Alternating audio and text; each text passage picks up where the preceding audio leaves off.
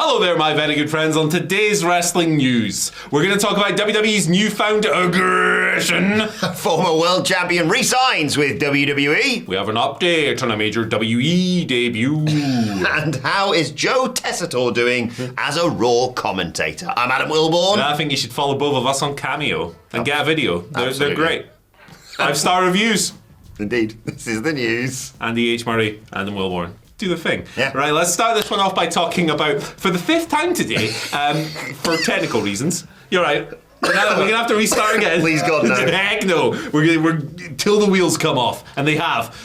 Let's talk about WWE's new aggressive strategy. You know what they're doing? Triple H is coming through with the sledgehammer, and he's beating the out of people until they sign new contracts. On the dotted line. He's taking his sledgehammer, you know, that very natural wave that he always does. That's how I use a sledgehammer. Yeah, hammering a nail, just like this. That's how you do it. Hammy hand. Yeah, you don't swing it. No, of course not. Triple H is not going around battering people backstage. But WWE are getting more aggressive in re-signing people to new contracts, specifically top stars. This is a report from PW Insider, so you know it's true because they are inside wrestling. Yeah. You know about it. They say that even if people don't have contracts that are expiring soon, WWE's being aggressive when it comes to top stars. Now, as part of this, they have offered free people. I almost said free deals. That would apply as well. Take one of the 3 envelopes. Yeah. That's your salary. 3 people have been approached recently. They are Nia Jax, Liv Morgan, and Rhea Ripley. So 2 world champions and the best. Yes. So there you go. Recently, they've re-signed a bunch of people. Chad Gable, Umberto, Angel, loads more that I'm forgetting because my brain don't work. But yeah, it's a change in strategy because there have been points recently where it feels like they've left everything to the very last minute, and there's been a lot of speculation about people leaving and stuff. Looks like they're more coming back to the days of you're up in a year. Let's just deal with that now. Let's re-sign you now. We're WE and we're rich. Yeah, it's interesting. Yeah, there's the switch up here because, like you say, they were letting stuff run out, and people were sort of playing off of like, "Ooh, you sure you're going to have any money coming in?" I hope now it's them just saying, "Look, how much money do you want? We've got boatloads of it. Pick a boat." Yeah, maybe it's they just give them a boat, or it could be pick the mystery box. I don't know, but they've got all their stuff sorted. NXT's heading to the C-Dub. Obviously, SmackDown's now on USA. Raw's heading to Netflix. In fact, all of the shows are heading to Netflix here in the UK, if I'm not mistaken. So they've got that. They know what money they're sort of playing with, and I hope now, rather than being like, yeah, we're going to sort that out once we've got the TV deals set in stone, etc., etc. I hope now they're like, well, here's how much money we've got. We can probably afford to, give Rhea Ripley and Nia Jax and Liv Morgan what they deserve, rather than, because there was a period where it was like, is Chad Gable going to be on Raw next week? Cheesy Chad. Yeah. Yeah, and there was lots of AEW speculation there as well. Yeah, it probably is. Because as we all know, before these TV deals were announced, WWE was actually going out of business. Yes. Let's apply the same standards that people online apply to AEW. Why not? Actually, I don't think the Netflix deal exists. Until I see it. Yeah, until I see it with my own eyes.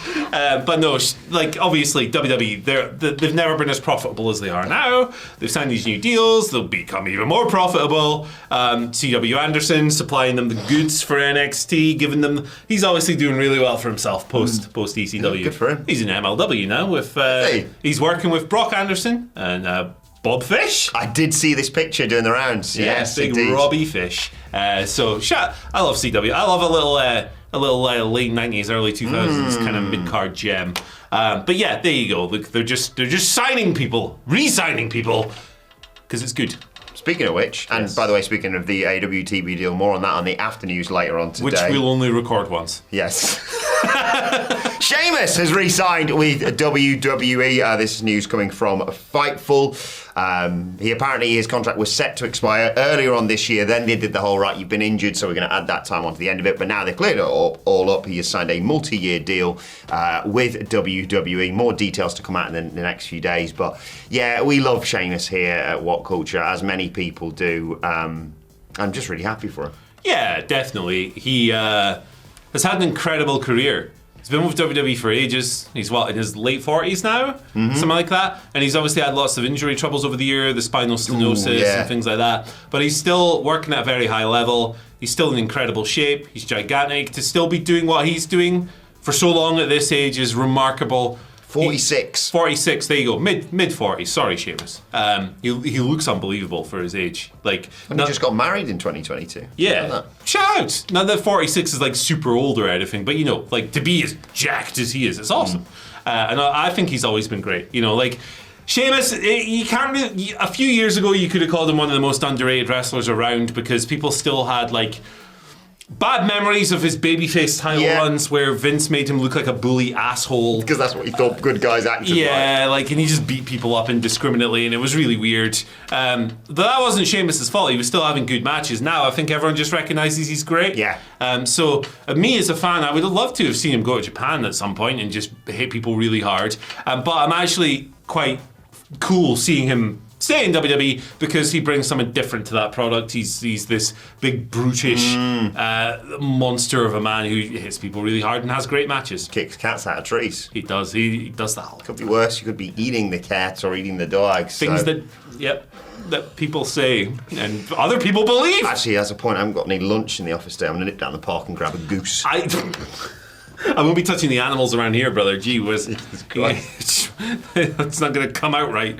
Oh my gosh. But yeah, I'm really happy for him. Like you say, I'll bowl man's up a few years back. I was sort of like, yeah, Sheamus is fine. Like, the bar's good. And then, someone would say, go on then, name 3 bad Sheamus matches. Yeah. And you're like, oh, wait a second. He's class. He doesn't have them. He's just really come into his own over the last few years. And I love the story they are still focusing on with him wanting to win that IC title. The one thing that's eluded him over the years. I am a big Sheamus believer. Yeah. And I will continue to Do you know what's the most impressive thing about him? He's lived in America for, 15 years at least? Never seen him get sunburnt.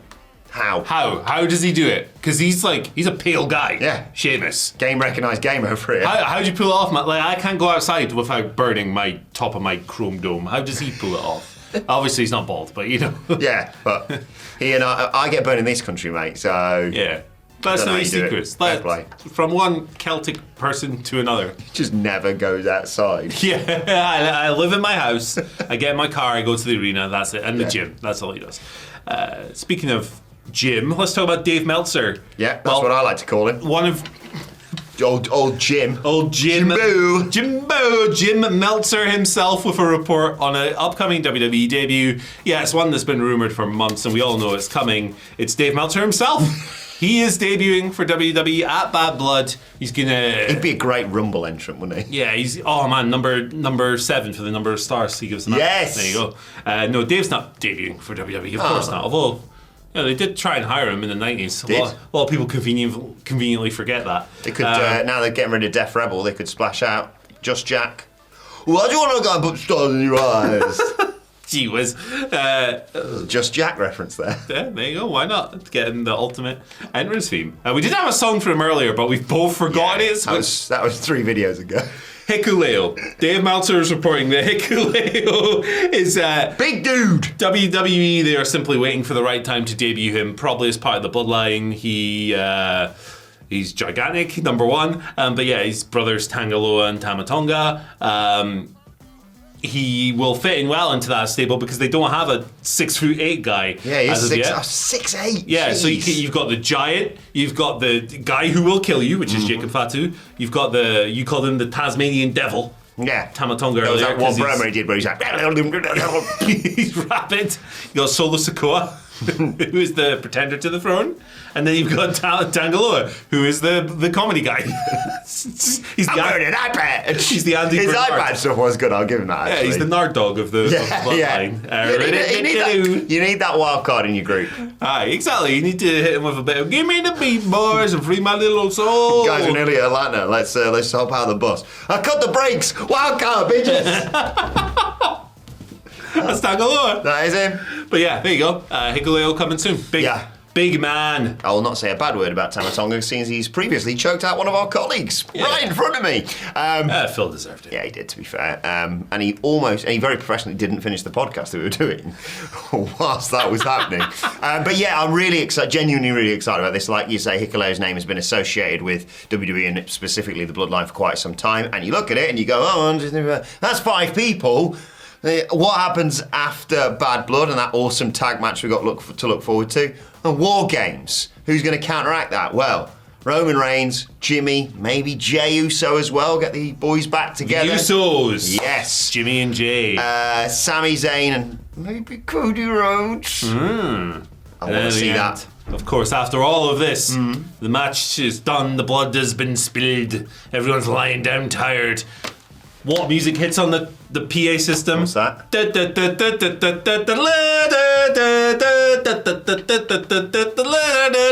It's Robotnik. That's the final boss. It's The Rock in the Egomatic. Robotnik is, from the game. Robotnik, of course. Check out our gaming quiz. Check out What Culture Gaming versus What Culture Wrestling. It's right here on the channel. It is class. It was a lot of fun. That shout out to say yet again for that one. Eggman. Yes, I'm just so excited for, like you say, Hikaru to come in. That's going to be an interesting addition to the Bloodline, and also we all know it's eventually leading to the final boss, who's just the best. Yeah, just is the best. Big Robotnik, Dwayne. Anyway, it's me. Final news story. Rockbotnik. Good. That wasn't good. Tell you what is good though. Joe Tessitore on Monday Night Raw. A lot of speculation as to how he's going to do as a commentator when he came in. How he was going to do? He's got it's a bit of a poison chalice to follow in the footsteps of the likes of Michael Cole, etc. And with the whole Pat McAfee going away and everything changing round, and Wade Barrett and Corey Graves, etc., etc. It's like a lot of pressure, that job.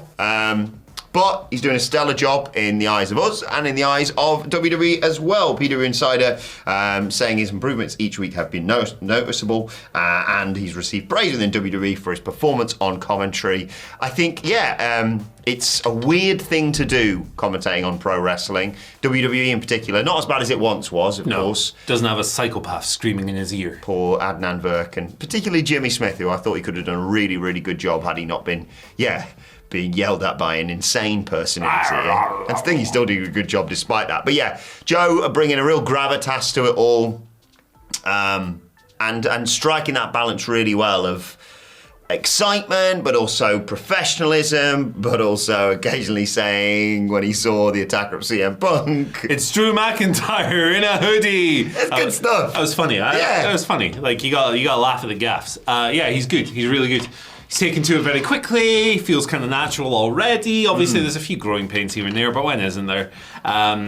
He has to deal with wrestling fans now, obviously, so, So I'll give him 6 months. He's gonna have some nut jobs on Twitter coming after him, I'm sure. But, he's good. I think that going from Pat McAfee to going to Joe Tessitore is like you have a unicycle that has a flat tire and you upgrade to a Lamborghini. That's what WWE have done here. I cannot fault the move. I would rather wash my eyes out with Vindaloo than listen to Pat McAfee on commentary ever again. I like McAfee. I wish you would just calm down. Just calm down. I don't like being in rooms full of people who are on a sugar high, and I don't like listening to his commentary. It's the same thing.